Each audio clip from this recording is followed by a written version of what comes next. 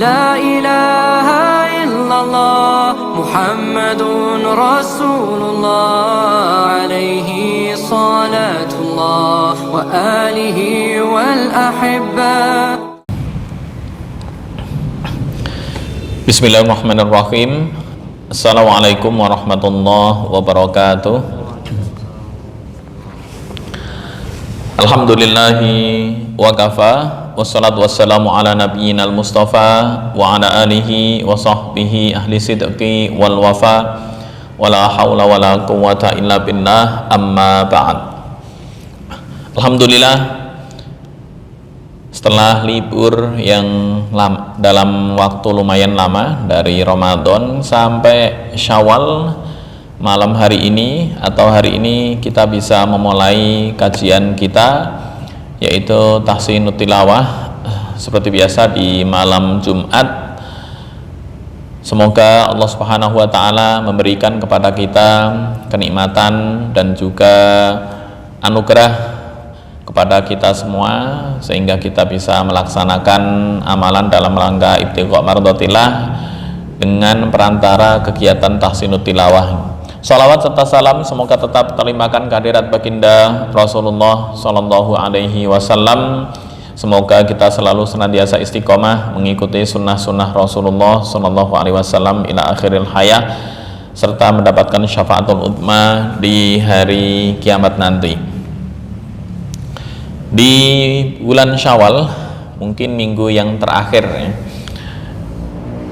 Allah masih memberikan kesempatan kepada kita, dan sesuai dengan tradisi di Indonesia saling mendoakan antar kita semua, taqabbalallahu minna wa minkum siyamana wa siyamakum wa ibadatana wa ibadatakum wa takhasyu'ana wa takhasyu'ukum kullu am wa antum bi khair.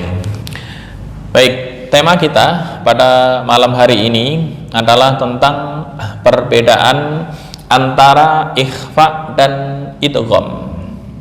Jika di minggu-minggu sebelumnya kita singgung tentang tingkatan-tingkatan gunnah, dan ikhfa serta idgham adalah bagian dari tingkatan gunnah tersebut.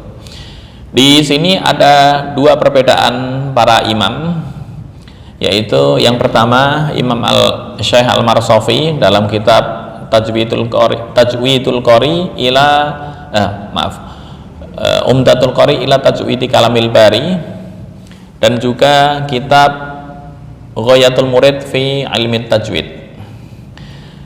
Walaupun berbeda bahasa, kita lihat kesimpulan hampir mendekati dan bisa dikatakan hampir sama.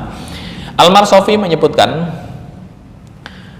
dalam keadaan ikhfa asli, bagian dari tingkatan-tingkatan gunnah kemarin adalah ada ikhfa. Nah, ikhfa asli yaitu nun sukun dan tanwin. Penjelasannya adalah cara membacanya tidak berpindah ke khaysyum atau rongga hidung, dan tidak pula menetap di ujung lidah yang merupakan makhraj asal keduanya.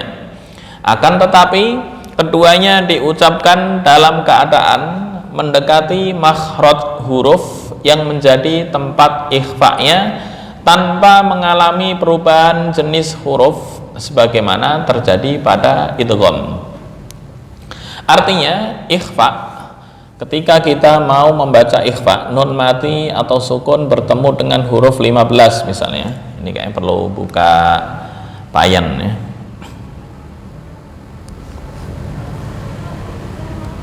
Payan.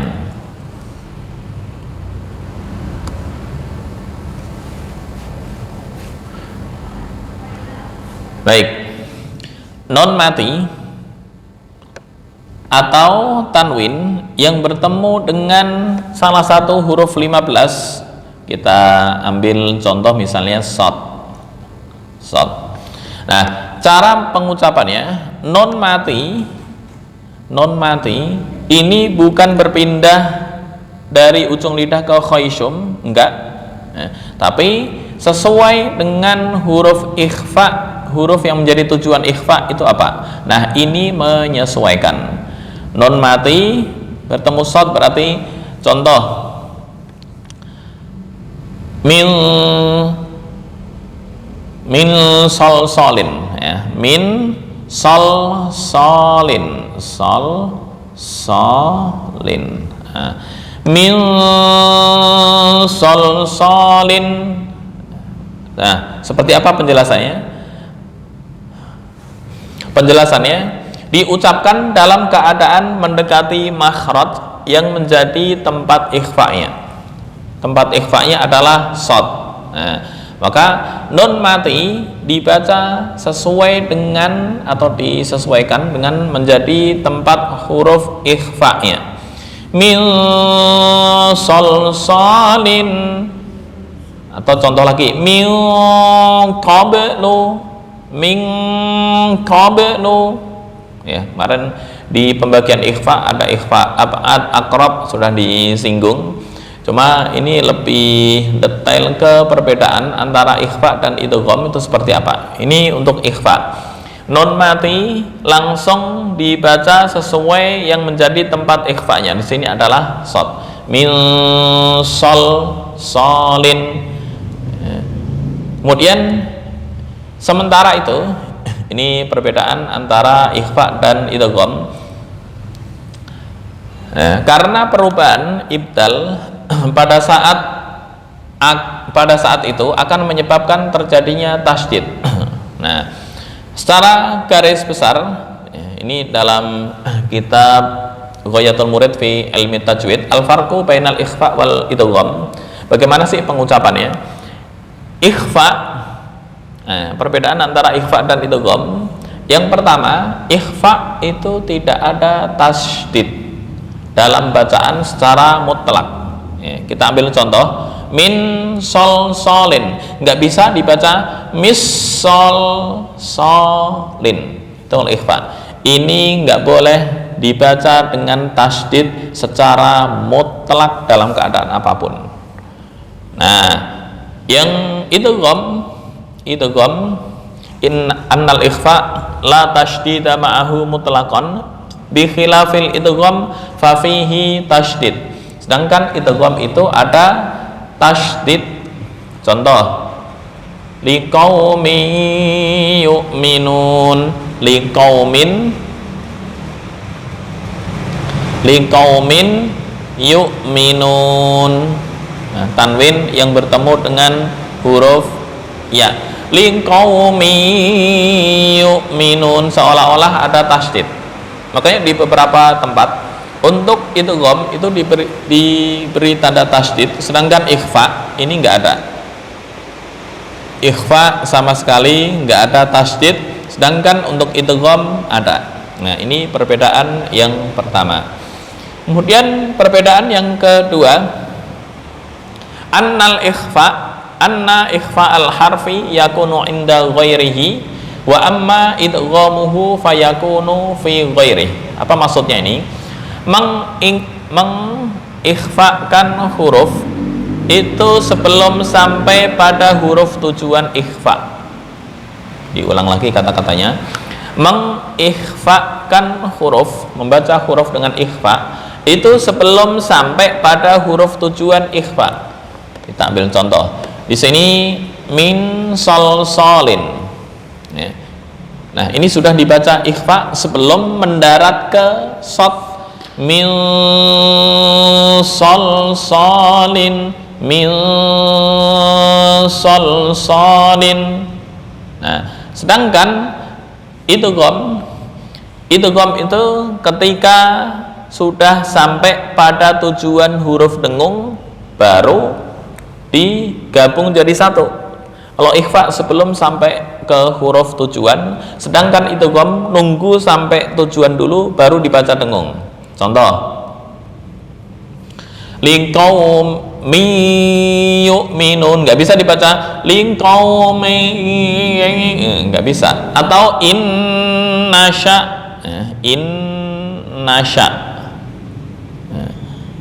innasya. Contoh lagi, miu, langsung ya, miu.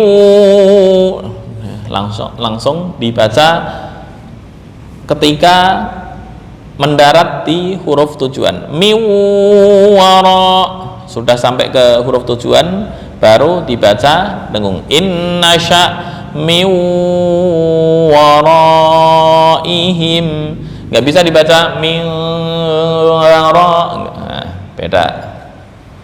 Ini perbedaan yang kedua. Yang ketiga, annal ikhfa ya'ti min kalimah wa min kalimatain. Nah, ini yang umum. Ikhfa itu bisa terjadi pada satu kata dan juga dua kata. Sedangkan idgham harus terjadi pada dua kata, nggak bisa terjadi pada satu kata. Contoh, sin wa nun, ya.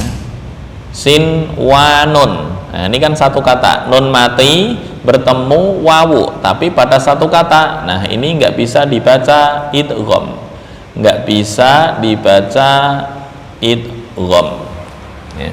Jadi harus dibaca apa? Harus dibaca idhar. Sin wa nun, nggak boleh siwanun.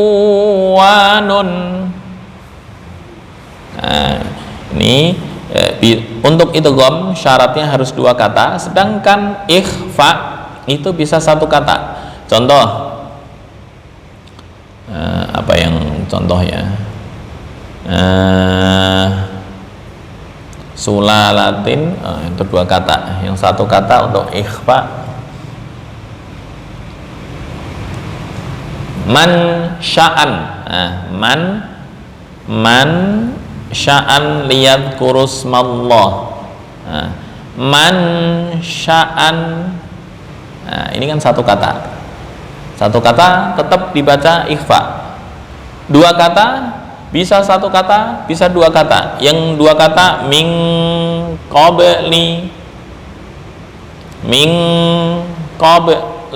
ini kata tersendiri, qabli kata tersendiri. Kalau man sya'an, nah ini nggak bisa diputus di sini, nggak bisa, karena artinya akan kacau, nggak punya arti.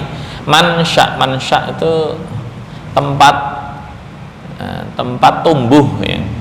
Tapi kalau ketika dipisah, man engkau, man siapa, sya'a yang berkehendak, ya, jadi kacau, beda jauh. Min qabli. Baik, kita lanjut, ya.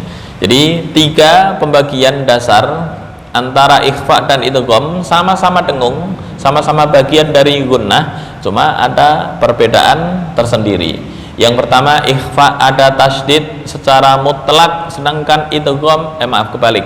Ikhfa tidak ada tasydid secara mutlak, sedangkan idgham ada. Yang kedua, mengikhfakan huruf sebelum sampai pada tujuan ikhfa. Ikhfa hurufnya apa? Shad. Nah, sebelum sampai shad sudah dengung duluan. Sedangkan idgham ketika sudah sampai di huruf tujuan, sebelum sampai nggak bisa. Yang terakhir, ikhfa bisa terjadi pada satu kata dan juga dua kata, sedangkan idgham hanya terjadi pada dua kata. Baik, kita praktekkan ke contoh. Ini contoh ikhfa. Min qablihim qaumi nuhin wa idgham. Nah, di contoh ini, ya, untuk tanwin, ya, ini tanwin bertemu wawu kan idgham, ya. Kebetulan di sini nggak ada tanda tasydid, tapi di beberapa mushaf Departemen Agama sepertinya ada. Nuhin wa itu pakai tasydid. Nah, kemudian ada yang pakai tasydid juga. Ini tanwin bertemu mim, ini kan idgham bi gunnah, ada tasydid. Di beberapa tempat ada yang pakai tasydid, tapi kalau ikhfa total nggak ada satupun mushaf yang memakai tasydid untuk ikhfa. Baik, kita praktekkan. A'udzu billahi minasy syaithanir rajim. Bismillahirrahmanirrahim. Alam ya'tihim naba'ul ladzina min qablihim qaumi Nuhin wa 'adin wa Thamud wa qaumi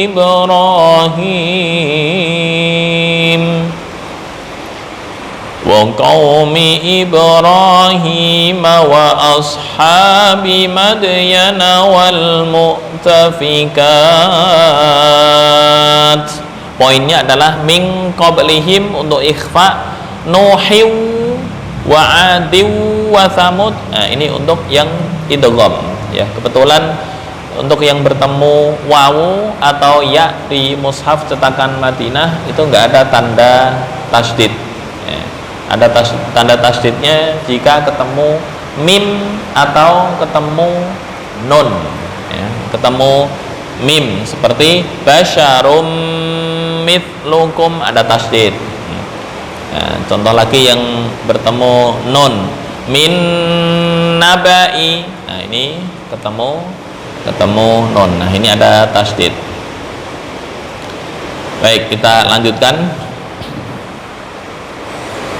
Alam ya'tihim naba'ul ladzina min qablihim qaumi Nuhin wa 'adin wa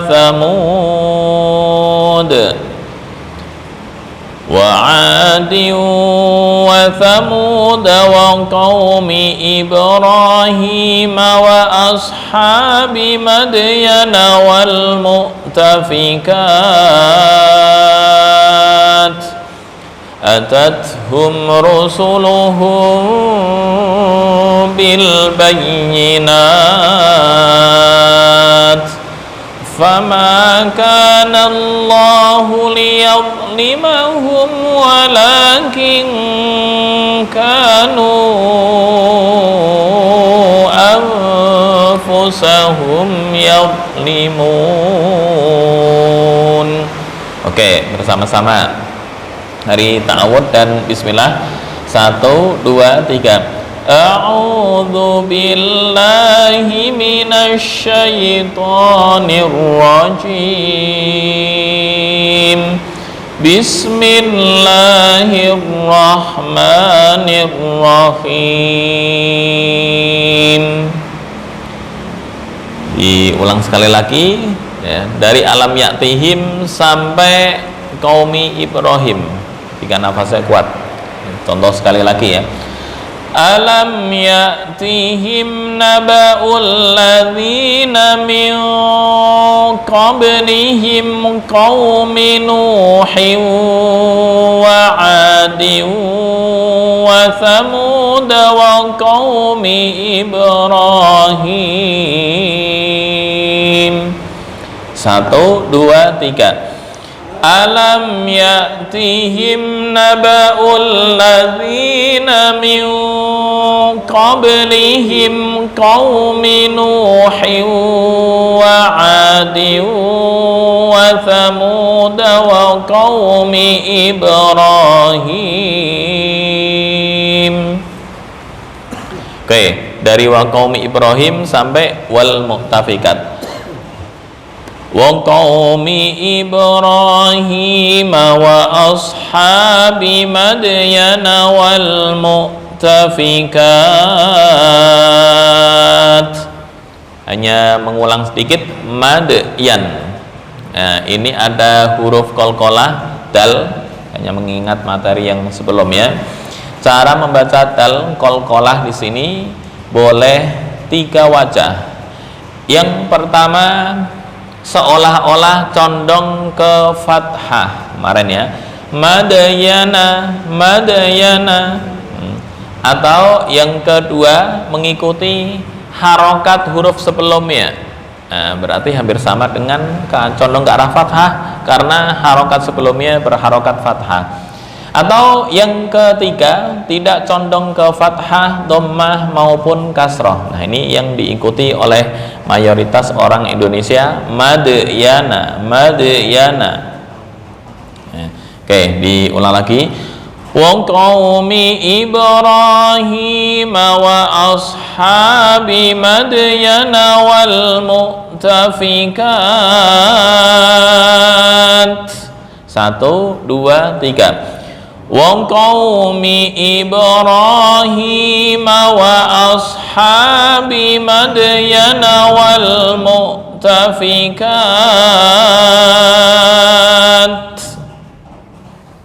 Oke, berikutnya atathum rusuluhum bil bayyinat. Oke, kita kemarin mengikuti al-marsafi, jika ada mim bertemu ba maka furjah atau rongga antara dua bibir dibuka itu lebih utama. Baik, bersama-sama atathum rusuluhum bil bayyinat. 1, 2, 3. Atathum rusuluhum bil bayyinat. Berikutnya famakanallah sampai akhir ayat. 1, 2, 3. فَمَا كَانَ اللَّهُ لِيَظْلِمَهُمْ وَلَكِنْ كَانُوا أَنفُسَهُمْ يَظْلِمُونَ. Sekali lagi yang terakhir. 1, 2, 3. فَمَا كَانَ اللَّهُ لِيَظْلِمَهُمْ وَلَكِنْ كَانُوا أَنفُسَهُمْ يَظْلِمُونَ. Baik, ya silakan. Terima kasih. Kita lanjutkan materi. Ini perbedaan praktek dari perbedaan antara ikhfa dan idgham. Kemudian Al-Marsafi menambahkan sebagai contoh, apabila kita mengikhfakan nun sukun ketika bertemu huruf qaf dalam lafal yunqadhun, misalnya di surat Yasin ya, walahum yunqadhun inna rahmatan minna wa mata'an ilahin, maka kita dapati bahwa nun tersebut tidak menetap di ujung lidah. Kemarin makhraj nun itu di ujung lidah ya. Ini makhraj nun. Stop. Nun. Nah, ini nun. Nun ujung lidah dengan gusi atas. Nun. Nah, di sini penjelasan dari Al-Marsafi, nun tersebut tidak menetap di ujung lidah dan juga nggak berpindah ke khayshum. Yunqadhun, bukan yunqadhun, enggak, yunqadhun, tetapi diucapkan dekat dengan makhraj huruf qaf yang terletak di pangkal lidah. Benar, huruf qaf di pangkal lidah. Kita cek. Nah, di sini ya, huruf qaf ini lidah, pangkal paling ujung dekat dengan anak tekak sebelum masuk ke tenggorokan. Qa min qabni wa in kadu untuk kaf. Kemudian demikian pula apabila diikhfakan pada huruf shin dalam lafal mansyura.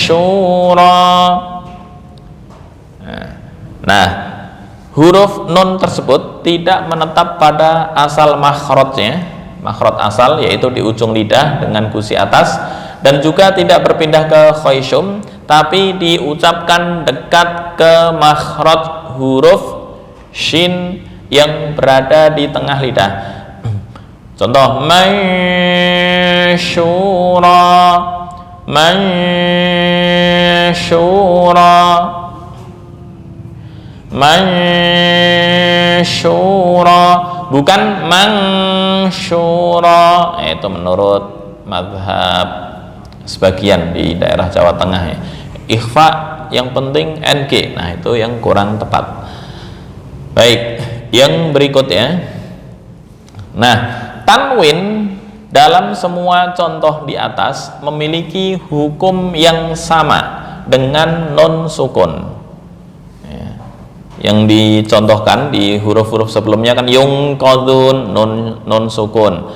Ya, yunsarun. Nah, tanwin dalam semua contoh memiliki hukum yang sama dengan nun. Maka menjadi jelas bahwa yang keluar dari khayshum hanyalah suara gunnah saja tanpa huruf. Apa itu gunnah? Nun dan mim yang bertasydid, hanya suara bukan huruf. Annama, imma. Sehingga Al-Jazari menyebutkan gunnah makhrajnya adalah al-khayshum. Kemudian poin nah, semua materi tentang urut-urutan gunnah dan juga tingkatan-tingkatannya sudah selesai dibahas. Kemudian di sini untuk kesimpulan bisa diambil dua hal. Yang pertama, bahwa yang keluar dari khayshum hanya suara gunnah bukan huruf, yaitu nun dan mim yang bertasydid. Itu masuk ke khayshum. Tapi na sama ma antara dua bibir. Na ujung lidah dengan gusi atas. Nah, yang keluar hanya suara gunnah doang. Annama, amma. Ya, hanya suara bukan huruf. Ini kesimpulan dari Al-Marsafi.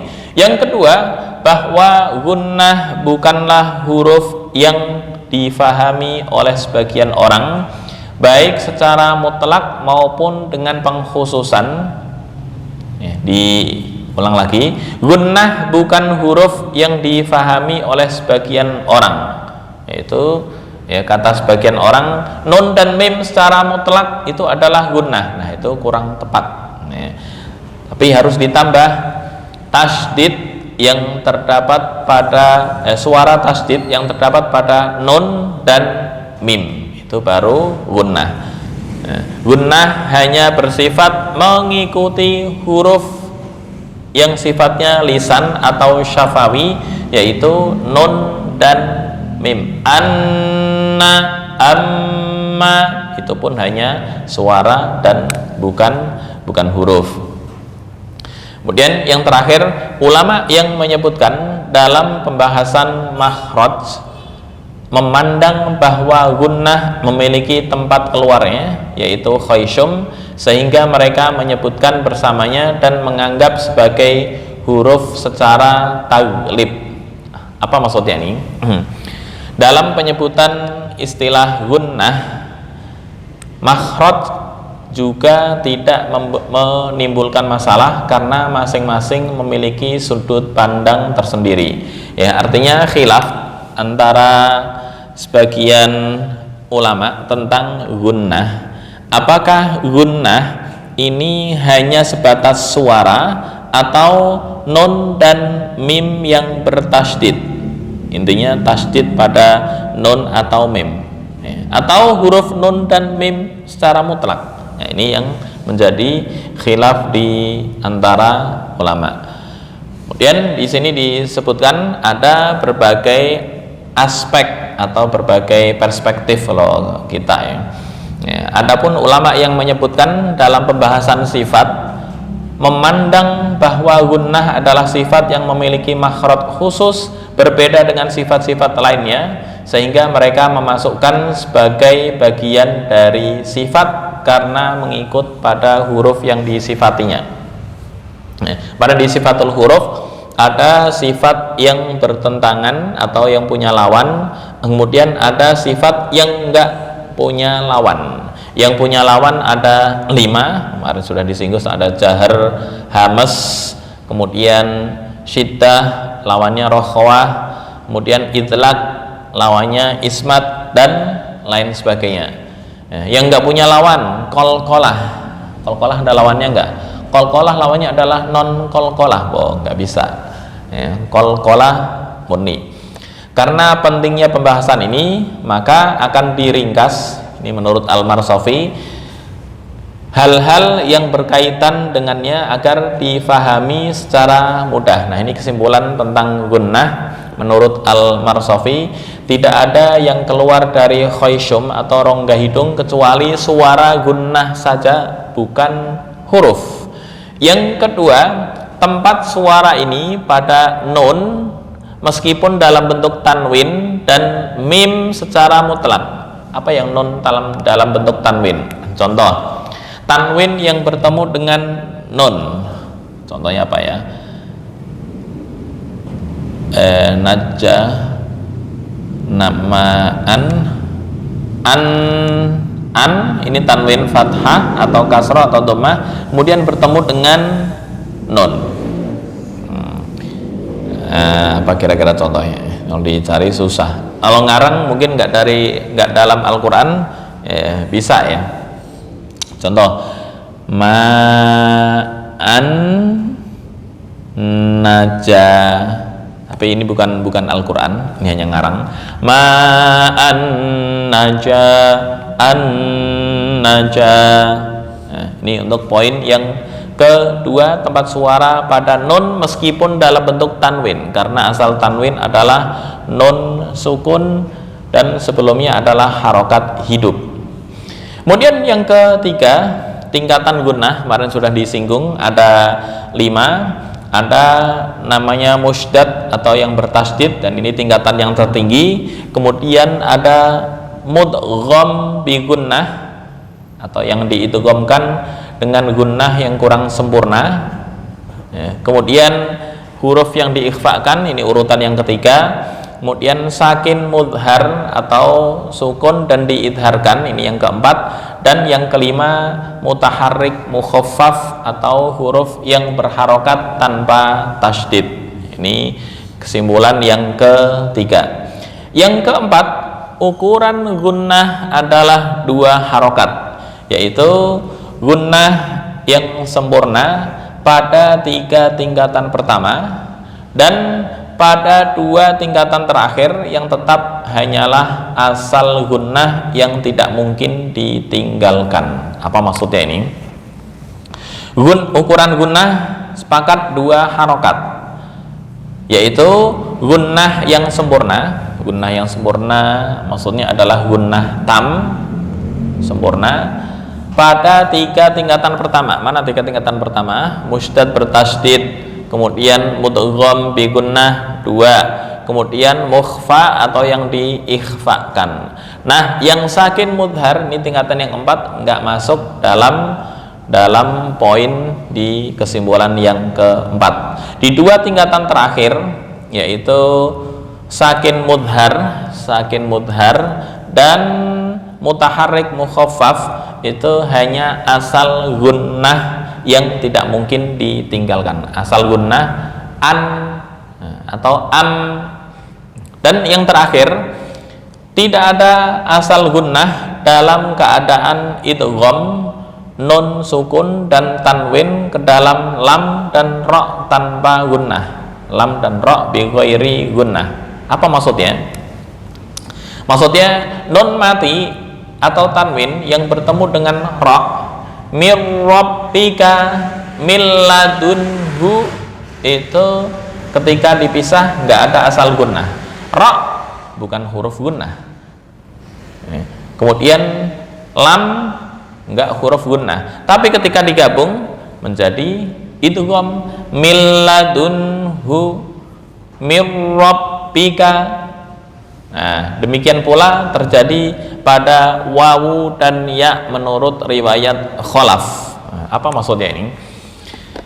Artinya nun mati di sini ya. Nun mati atau tanwin yang bertemu dengan huruf ra dan lam ini bacaannya adalah idgham bi ghairi gunnah atau idgham bila gunnah. Nah, hukum ini kan Imam Hafiz yang sering kita baca, sama dengan Imam Hamzah, yaitu non mati atau tanwin yang bertemu dengan huruf wawu atau ya. Nah, ini juga dibaca idgham menurut Hamzah ini dibaca idgham bi ghairi gunnah. Contoh, wa minan nasi may yaqulu amanna may yaqul miwara, bukan miu, ya itu Hafiz. Kalau Hamzah langsung miwara idgham bi ghairi gunnah. Tapi ketika dipisah, ra, lam atau wawu, ya bukan termasuk huruf gunnah. Tuh, ini untuk kesimpulan yang kelima. Baik, kita praktekkan di ayat yang berikut ya. Hanya penjabaran, habis ini materi untuk tingkatan-tingkatan gunnah sudah selesai. Baik, Hamim sampai ayat yang kelima. Ini surat Fussilat. Bismillahirrahmanirrahim. Hamim.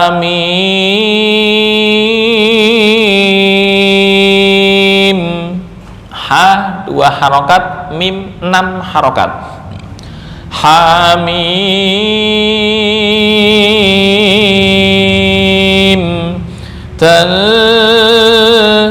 Nah, ini kan sebelum non mati sampai ke za itu sudah didengungkan untuk ikhfa. Tapi kalau idgham harus mendarat setelah mendarat di mim baru diidgham. Lum bukan lum, enggak. Lum kalau ini kan tanzilum minar rahmanir rahim. Kitabun fussilat ayatuhu Qur'anan Arabiyyan liqaumin ya'lamun. Basyiran wa nadhiran fa'arada aktharuhum fahum la yasma'un. Wa qalu qulubuna fi akinnatin mimma tad'una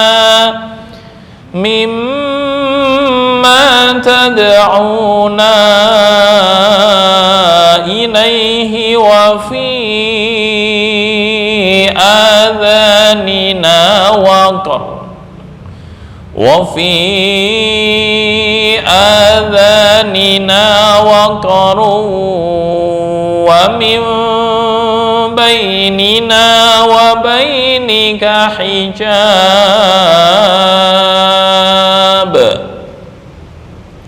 Langsung bisa, ngulang juga bisa. Fa'mal innana aminun. Baik, sekarang bersama-sama dari Hamim sampai tanzilun minar rahmanir rahim. Hamim dulu. 1, 2, 3. Hamim.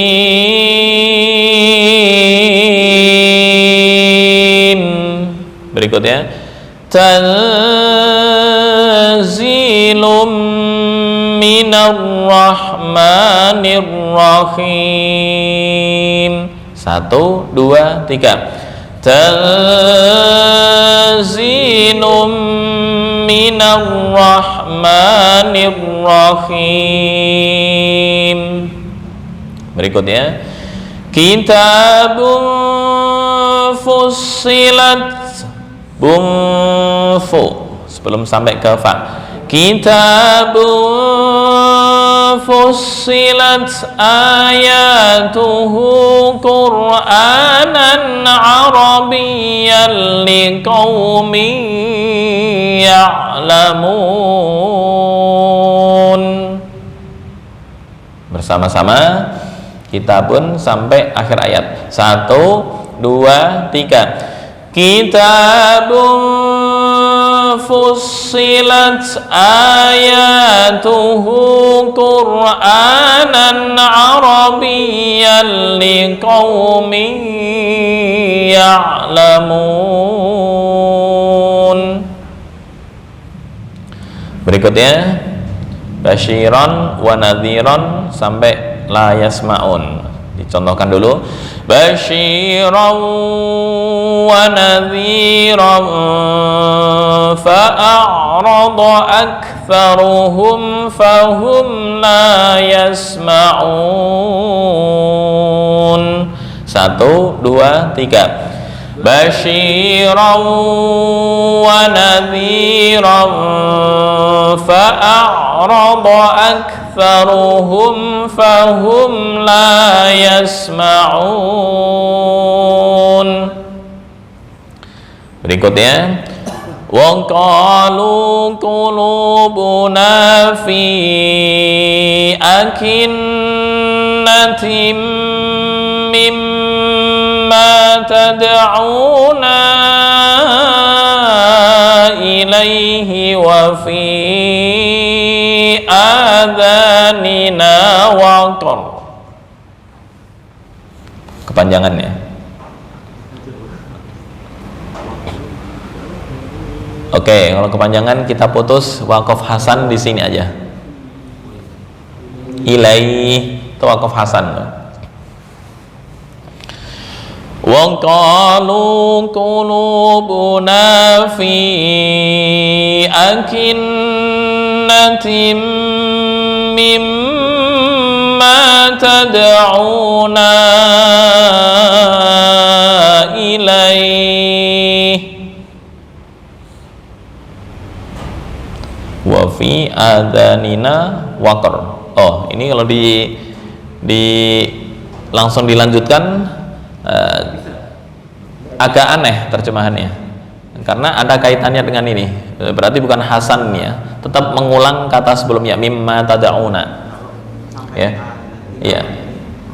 Ya. Ngulangnya di mimma tad'una. Iya. Karena tiba-tiba dan di dalam pendengarannya ada penyumpal. Maksudnya apa? Ya. Padahal ini wa qalu qulubuna fi akinnatin, hati kami ya, tertutup tidak bisa ya, terhadap apa yang kalian dakwahkan atau ajak kepada kami. Ya. Kalau langsung motong sini wa fi adhanina agak ganjil nih. Wa fi adhanina waqar, di pendengaran kami ada penyumpal. Apa maksudnya? Nah, kan nggak nyambung. Baik, ulangnya di mimma tad'una. Baik, di berhenti sini, ngulang di mimma tad'una. Kita baca bersama ya. Mimma tad'una. 1, 2, 3. Mimma tad'una ilaihi wa fi adhanina waqar. Nah, ngulangnya di wa fi adhanina waqarun. Karena ini masih ada kaitan dengan sebelumnya. Yuk, dari wa fi adhanina sampai akhir ayat. Ya, kita coba bersama-sama. 1, 2, 3. Wa fi adhanina waqaru wa min bainina wa bainika hijabun fa'mal innana 'amilun. Kepanjangan.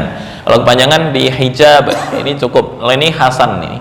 Nggak usah ngulang dengan kata sebelumnya. Wa fi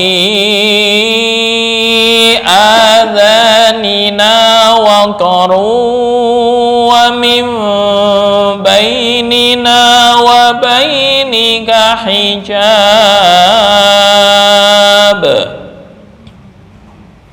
Baru fa'mal innana amilun. Oke, diulang lagi ayat yang terakhir dari waqalu sampai ilaih. 1, 2, 3. Waqalu qulubuna fi akinnatim mimma tad'una ilaih.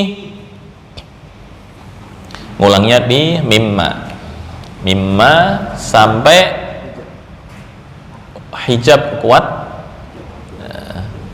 atau kalau nggak kuat di waqar, ntar ngulang lagi wa fi adhanina waqar. Kita coba hijab dulu ya, dari mimma. 1, 2, 3. Mimma tad'una ilaihi wa fi adhanina waqaru wa min bainina wa bainika hijab.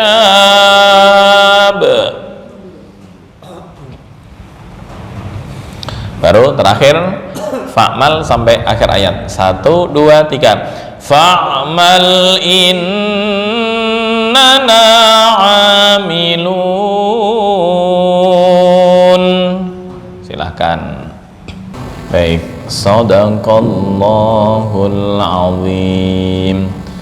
Baik, untuk contoh yang berikutnya insya Allah akan kita lanjutkan pada minggu depan atau minggu setelahnya. Kemudian akan dilanjutkan dengan materi baru untuk tingkatan gunnah, dan tingkatan-tingkatannya sudah selesai. Dan insya Allah akan kita cari materi-materi baru, apa istilahnya, perluasan dari pendapat Al-Marsofi. Baik, hadanallahu wa iyyakum ajma'in wal afu minkum wallahu al-muwaffiq ila aqwamit thoriq. Wassalamualaikum warahmatullahi wabarakatuh.